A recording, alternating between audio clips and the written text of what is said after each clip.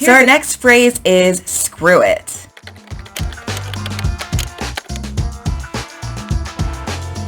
Normally I'd worry I wasn't good enough to show anyone, but this time I thought, screw it.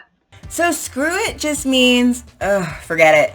So this can be used negative and positive as well. And so screw it really just means I'm not going to spend any more time on this. This could be an action, it can be a thought, it could be an attitude.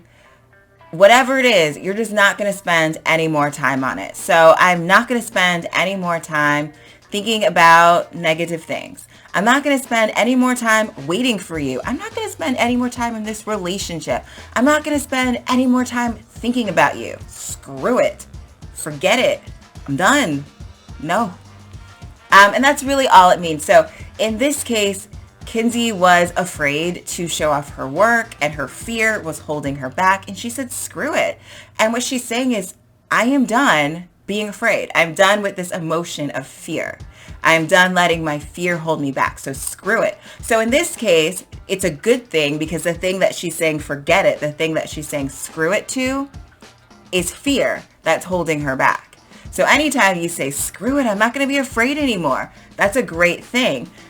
But you could also say, screw it, I'm not going to study for this math test anymore. It is what it is. I don't care if I fail. That's probably not such a great thing. So you can say screw it to anything, and all you're saying is, I'm done with this. The result could be positive. The result could be negative. It just depends on what you're talking about.